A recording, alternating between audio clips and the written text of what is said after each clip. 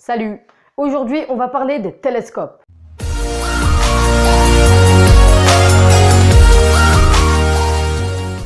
J'espère que vous allez bien. En tout cas, moi, ça va super. Et on va commencer, on va parler de mon télescope. Donc, mon télescope est séparé de 3 parties. En tout premier, il y a le trépied. Donc, c'est un trépied basique de chez Celestron. Donc ici, mon télescope, c'est un Celestron Nexstar 8D. Son prix, il vaut à peu près 2000 € en boutique. Donc voilà le trépied, hein. C'est un beau trépied, bien lourd, pour supporter le maudit poids de 15 kg de mon télescope. Donc la deuxième partie de mon télescope, c'est la monture. Donc moi, c'est une monture azimutale, donc c'est-à-dire haut, bas, gauche, droite. Il y a des montures équatoriales. Donc, c'est-à-dire où on se cale sur l'étoile polaire et avec le télescope, on va tourner et ça va suivre automatiquement les étoiles. Voilà, c'est très pratique. Donc, moi, c'est une monture azimutale, comme je vous ai dit.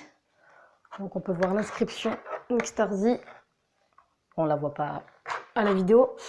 Donc, c'est une monture Goto aussi. Donc, c'est-à-dire que si on rentre donc l'heure, les coordonnées GPS, la date, il faut mettre aussi le télescope à niveau.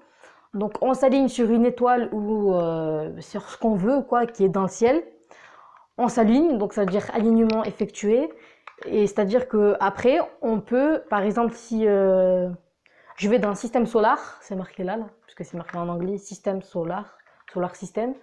Je vais là, je mets Mars par exemple, et le télescope va s'aligner automatiquement sur Mars. C'est très pratique, mais c'est un défaut parce que quand on débute l'astronomie, pour apprendre le ciel et la mécanique céleste, il faut toujours apprendre par soi-même et non apprendre par là. Ça, c'est pour les feignants. Donc après aussi, pour les débutants, je les déconseille ce télescope parce qu'il est lourd à monter. Il pèse 15 kg quand on le porte, il est lourd, il faut l'aligner, ça met à peu près 1 heure pour tout faire. C'est énervant. Et donc la troisième partie, c'est le télescope en lui-même. Donc voilà, on peut voir l'inscription... Oh putain, c'est carrément à l'envers. Celestron Nexstar 8D. Donc, ce télescope, donc lui, il vaut 1200 €. Donc, juste ça, 1200 €. Donc, je vais vous dire tout de suite ses caractéristiques. Donc, c'est une.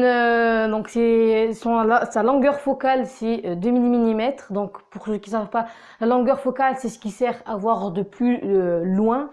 Donc, c'est la. Comment dire? Plus on a de longueur focale, plus on voit loin. Et d'ouverture, il a 203 mm, donc c'est ce qui capte la lumière. Si on divise la longueur focale par l'ouverture, on trouve un nombre qui s'appelle f10. Donc moi, c'est 10, donc f10. Donc f10, c'est-à-dire c'est la capacité au télescope de voir loin et de capter plus de lumière. Lui est moyen, mais c'est mauvais quand même, parce qu'on peut voir, je sais pas, par exemple, la nébuleuse d'Orion. Par exemple, on va pas trop voir les couleurs, c'est énervant et on va voir, je sais pas, moins de couleurs quoi. Par exemple, il y a des télescopes qui ont une plus petite longueur focale, donc de 1000 mm, mais par contre ils ont une ouverture, par exemple de 203 mm, ce qui fait qu'ils captent plus de lumière. Donc dans cette vidéo, je vais aussi vous aider à choisir votre télescope en fonction de votre budget et de ce que vous voulez faire avec. On va commencer par le commencement. Il y a les télescopes et les lunettes astronomiques. Donc les lunettes astronomiques, ça utilise des lentilles et les télescopes des miroirs. Donc il y a 3 grands types de télescopes qui sont le plus vendus. Donc il y a les Schmidt-Cassegrain, c'est ce que j'ai moi. Il y a les télescopes de Newton et il y a les Thomson. Donc sur un Schmidt-Cassegrain, je vous mets une petite photo ici. Donc sur un Schmidt-Cassegrain, en fait la lumière arrive par le haut, frappe le miroir primaire, donc c'est un miroir grossissant. Le miroir primaire réfléchit la lumière sur le miroir secondaire, qui est aussi un miroir grossissant, et la lumière arrive vers le bas, où ce qu'on peut mettre un oculaire et voir ce qui se passe. Sur un Newton, c'est différent. Donc la lumière arrive par le haut, comme sur le Schmidt-Cassegrain. La lumière donc est frappée, donc justement frappe plutôt le miroir primaire. Le miroir primaire réfléchit les rayons sur le miroir secondaire. Mais le miroir secondaire n'est pas un miroir grossissant. C'est un miroir comme vous avez dans une salle de bain ou un miroir. Donc le miroir secondaire renvoie la lumière sur le côté du télescope ou ce qu'on peut observer sur le côté. Ce qui est bien, c'est qu'en fait, c'est très beau à voir sur les télescopes de Newton.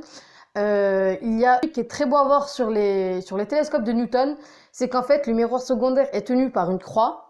Et du coup, quand on regarde une étoile avec, eh ben, on voit l'étoile en forme de croix. Je vous mets une photo ici. C'est très joli à voir. Et il existe le troisième type de télescope le plus vendu qui s'appelle le Thomson.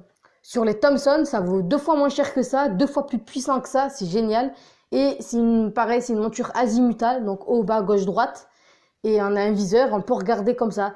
Et ce qui est bien, c'est que par exemple, il y a des Thomson qui font f6 et qui vaut par exemple, je sais pas, 1000 euros. Franchement, moi je vous conseille, si vous êtes débutant, de acheter un Thomson parce que c'est pas très cher et ça permet de faire de belles observations. Par contre, pour de l'astrophotographie, je vous conseille des télescopes de Newton. Et pour d'observations normales, si vous avez de l'argent, je vous conseille ça. Voilà. Donc j'espère que cette vidéo vous aura plu. N'hésitez pas à vous abonner, à laisser le plus gros pouce bleu que vous pouvez. Je veux 15 pouces bleus en bas de cette vidéo, s'il vous plaît. Je sais que vous pouvez le faire. Et moi, je vous dis ciao!